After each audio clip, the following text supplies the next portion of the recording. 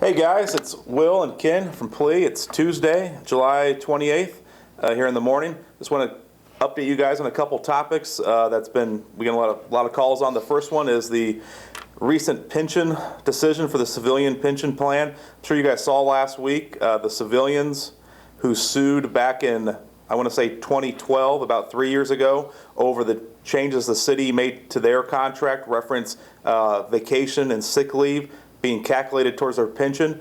They won at the lower level, the Superior Court ruling.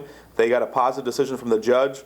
As you guys have probably also seen, the mayor has already stated that the city will appeal that decision. And the question I've been getting is, how does that impact our lawsuit, and is it our lawsuit? And the answer to those questions is, first one is not our lawsuit at all. And the second answer to that is, our pension is governed by PSPRS and the City of Phoenix Police Pension Board, and we operate under ARS statutes, under Arizona Revised Statutes. The civilians plan is a city pension plan operated under the city charter and governed by the laws of the city, not the state. So there's two big differences there. Now, does the ruling, them being successful, help us? I think there are some key parts of that ruling that do help us. However, it's not a complete apples to apples comparison, but it's also not an apples to orange comparison.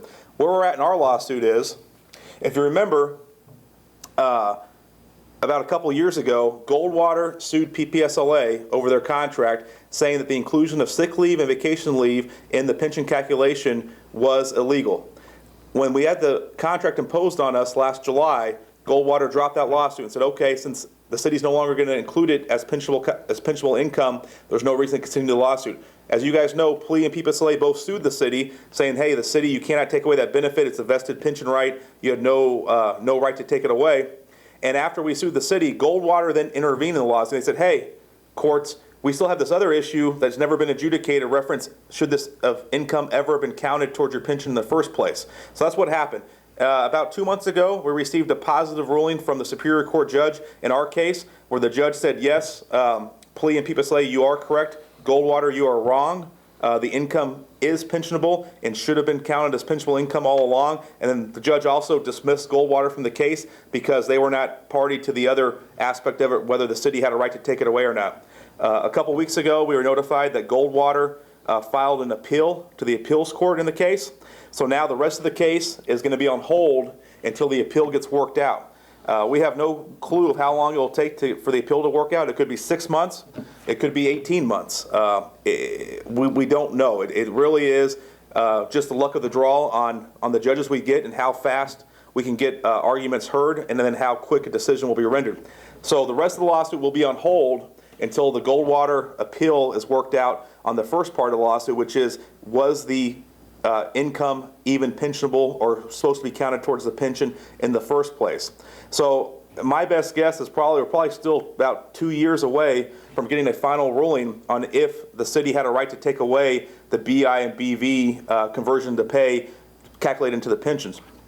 Now, having said that, as you guys remember from very early on in the lawsuit, we filed a request for an injunction with the judge. The judge denied that injunction request, and in his denial, he stated that the reason he denied it is because if we win, he will force the city to make everybody whole. So don't let the outcome of this lawsuit impact your decisions. Make your decisions based on the facts that you have as today.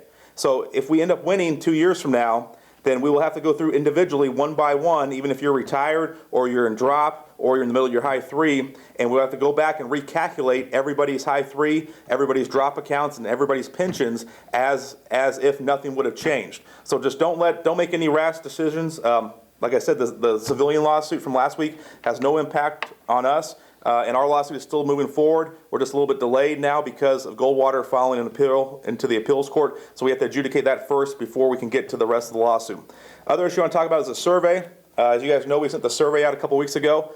So far, we have about 400 responses. I'd like to get more responses. If you did not get a survey, or you deleted your survey, or you never received one, please call the office, talk to one of our office staff, give them your email, and we will send you out another SurveyMonkey link so you can complete the survey.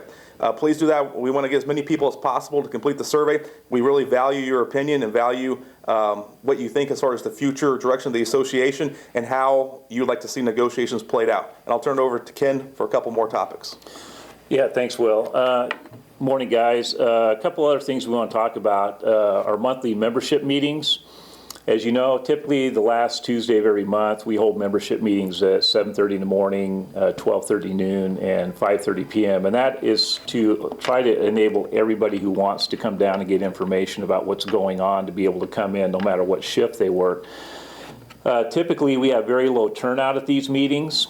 So what we're going to try to do is experiment with a slightly different format starting next month. The membership meeting for August will be Tuesday, August 25th. We'll be putting more information out on that, but what we're going to try to do is have the emphasis be on the noon membership meeting. And we're going to put on basically some kind of lunch here at the office so that people can come in. We can, for whoever can show up or make it, we can feed you. And then we'll try to have an agenda or format of topics we will put information out on. And you can also give any questions you have to us. We'll try to field them or at least take some notes so we can get back to you on issues of importance to you.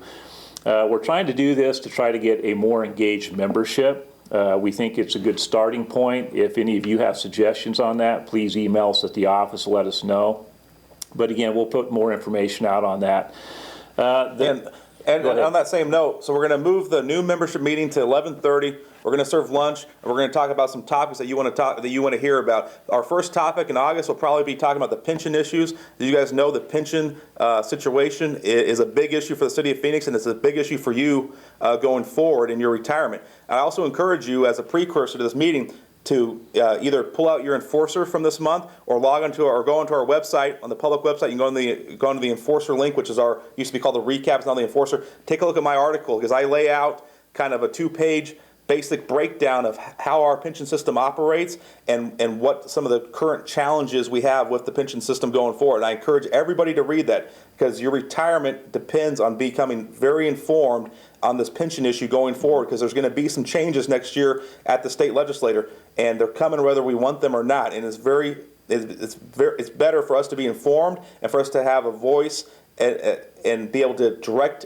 the impact of those changes than to let the legislators just do what they want to us. So I'll turn that back over to Ken, but I encourage everybody to read that article and get involved. Yeah, thanks, Will.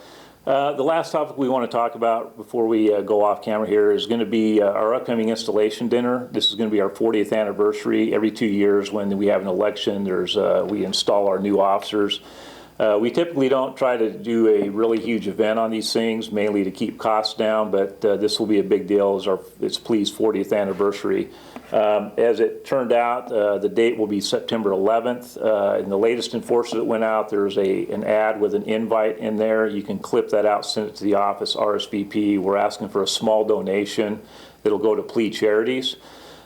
We'd like to get a good turnout on this. It'll be a good time. We'll have some professional entertainment there, and it's just a good time to reconnect with old friends that you haven't seen for a long time, and meet your new PLEA board that's being installed. So we'll have continuous information going out on that too. One thing I want to address with regard to the pension lawsuit, some questions that we've had, and Will can probably answer this, but we've had people calling in asking about should they hold on to or should they forego participating in the sell of 150 hours vacation or sick leave. So for what you're telling them is just proceed as you normally would if you want to participate in that stuff?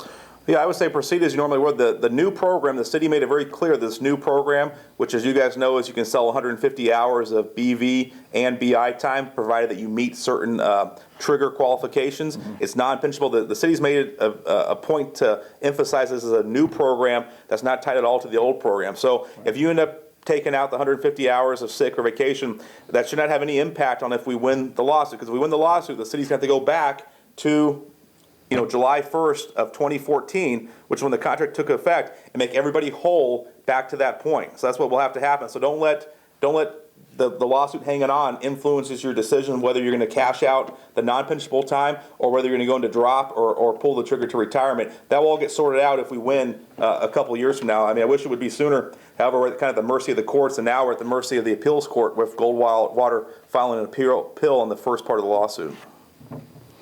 I think that's about it. So, yeah, you guys stay safe out there. And if you guys got any questions, you guys got our phone numbers and email addresses. Feel free to give us a call or shoot us an email. Thank you. Stay safe.